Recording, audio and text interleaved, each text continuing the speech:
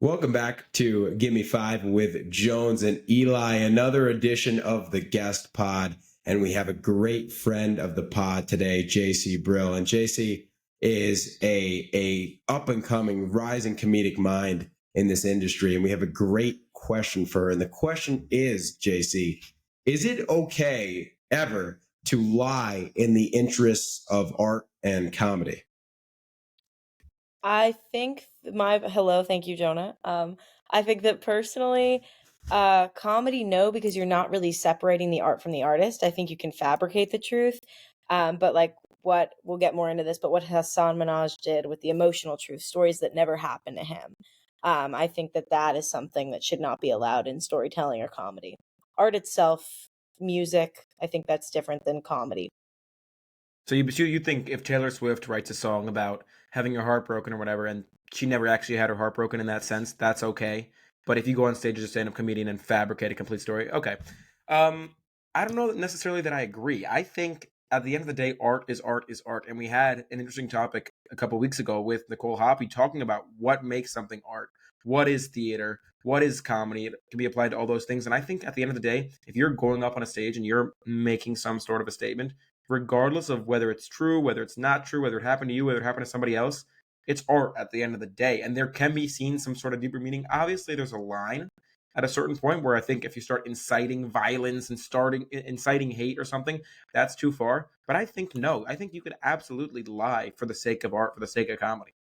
Well, so the example that I have is if you're talking about art in general, right? You brought up Taylor Swift, but Bruce Springsteen, a lot of what he sings about is like working in the factory and like working on cars and kind of this working class American life, which he never lived. He said, I've never been inside a factory, yet I wrote about getting up and working in the factory based on his dad's experiences, right? That's kind of the life he saw his father live. So when I think you're a storyteller, I mean, storytellers tell stories about people who are not them all the time, even if they're taking up that voice in the sake of acting. But JC's right. I feel like there is this nuance to comedy, Elias, where it's almost like you feel like, if Kevin Hart's doing a stand-up special and he's telling me stories, I think that's about Kevin Hart, not some character Kevin Hart is playing, right, JC? Right. And like, Billy Joel wrote that similar to Bruce Springsteen, wrote like Billy the Kid. That whole song about, and he even says every time he performs it live, this is not an actual sequence of events that happen. I'm making this up. I just think it sounds good with the lyrics. And he prefaces that. And that's something Hassan Minaj, and all these comedians should also do, where it's, Hassan Minaj saying that he got a package that his daughter opened and there was white powder that he thought was anthrax. That's frightening. That is so scary. That's causing fear, like mass hysteria. And none of that's true. But he says, oh, it's emotionally true because it happened to someone. That's like, he should preface that by saying this didn't actually happen, whatever. Because it's causing hysteria. People are getting scared. Yeah, I don't know that I buy the whole emotional truth part. I think that's maybe where we draw the line. Like you said, talking about anthrax and an attack that happened when it's actually not true at all, that could be seen as going a little bit far. But in general, I do think it's okay to lie about things and fabricate day-to-day events or even exaggerate them to make them seem funnier. I think about Seinfeld, Jerry Seinfeld, one of the great comedians of our time. The entirety of Seinfeld, every single episode, something happens to him or to George or to somebody in that moment. Obviously, it's a show, so it's not comedy. But in his acts that he does and he jokes about day-to-day life, I don't think every single one of those things happened to him. Maybe he was just, in an elevator one day and thought to himself, wow, this would be a really crazy, funny situation if this sort of thing happened. And then he goes on stage and tells a story that didn't actually happen, but it's just really, really funny. And as an audience, we're going to relate to it more if we think it happened to him, as opposed to if he just said, what if this happened one day? That's not going to be as well received as if he says, this happened to me the other day. Right, but it's not harmful. It's No, I think not. that's the distinction. Yeah. Yeah, it's not causing the fear. Yeah, I think that's the issue that I have with some of the comedians who are lying. And I think it creates a greater divide. Like, I say somebody made a really sexist, anti-Semitic comment to me and it never happened. It's going to make a lot of people more angry, a lot of Jews upset, a lot of women upset, but it never happened. So people are just now upset for no reason, for the sake of a joke. Yeah, I agree. That's where the line is. If you're exaggerating some funny story that brings you to point, from point C to point D of your comedic routine, I think that's fine. But again, yeah, the example that you gave, JC, I would deem that under too far. And I think that's the line that Elias is talking about. Now, in your personal lives, do you guys find yourselves in situations where you completely exaggerate or even fabricate a story when just talking to, friends, for example? Yeah, I would say fabricating, making it more dramatic. Yeah. For sure. You've seen me tell stories. They're very dramatic. But I don't think that I don't lie. I don't add parts that never happened or aren't based in truth.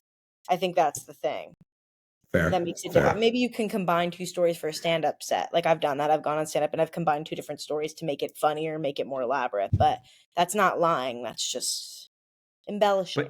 But is that because of like a ethical code that you have, a moral code you have? Because if you walked down the street and you saw something happen to another person, you thought that was hilarious, and you just went on your stand-up set that night and said that exact story as if it happened to you, nobody would know. Like nobody would care. It's just about you yourself. Would you have a moral issue with that? And I don't know that I would necessarily if it was just something trivial, right? Like you said, the anthrax example, obviously it's a huge moral problem. But if it's just, somebody fell down the stairs on a bus, like you can make a joke about that. I don't necessarily know that that's like morally wrong. Right.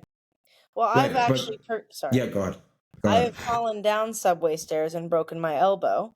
And if someone had done a stand-up routine about that exact, and people were stepping over me because a train was coming, Oh my it's god. like if people had done a set about that, I'd be a little upset because that's my thing. That's your personal experience. Exactly. But don't I think just see like my ethical code. I see a very like division in my head between, oh, I'm gonna add this thing in that didn't happen to me for kind of business purposes. If I get up there and tell a very true comedy set about my life and nothing really funny has happened and I tank, and like that would be pretty detrimental to my goals. But then the question is, if I walk into a room full of my buddies and nothing that funny has happened, is it okay to kind of chuck something in there, to get the crowd going? I wouldn't really care if my friend made up a story if it wasn't consequential, but I think I feel weird sometimes because I do catch myself saying things that that wasn't fully true, but it was definitely funnier. Yeah. I think me morally, like I wouldn't want to lie. I'd embellish. I'd combine stories. Bellish. But you would not completely fabricate something from nothing. Like, I mean, you wouldn't grow something from nothing. Well, the thing is, I mean, you're also like, what you have to keep in mind here is, like Strone said, it's two different situations, right? If you're going out with your friends for a beer or something, there's no expectation that you have to entertain them, that you have to make them laugh, whatever. You could just show up and say, I had a boring fucking day. And they can say, okay, let's get our next beer. But when you go to a comedy club, when you're a stand-up comedian on a stage, you have a responsibility, you have an expectation, you have a job, which is to entertain these people. I always think movies are so unrealistic. They're so dramatic. Why doesn't anybody just make a movie where it's just 10 hours and it's just nothing happens, like it's just a regular day? But the reason is because that's boring, because nobody would watch it. Yeah. And so if I just go and say, no, but if I just go to a comedy club and stand up on stage and just tell you about my day where I did absolutely nothing, that's not entertaining. And so I think there is sometimes a reason to embellish parts, to invent things, to make it more entertaining, even if it's not true, as long as it's not ethically, morally, like illegal or harmful to anybody. I don't see a problem with that.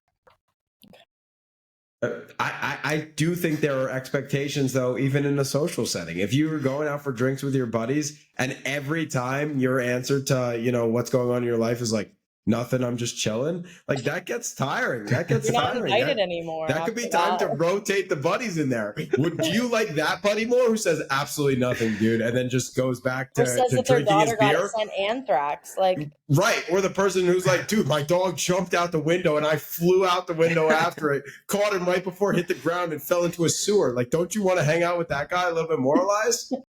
I mean, probably, yeah, but this is a much bigger conversation in terms of lying and the ethics of lying. I think I would want that, but like, I think then I would feel some sort of responsibility, not responsibility, but I would want to then make those stories with my friend. If my friend said I had a pretty boring day, I said, hey, let's go out together and let's make the day or the night exciting now for you. Whereas, like, I don't know, I think it's different.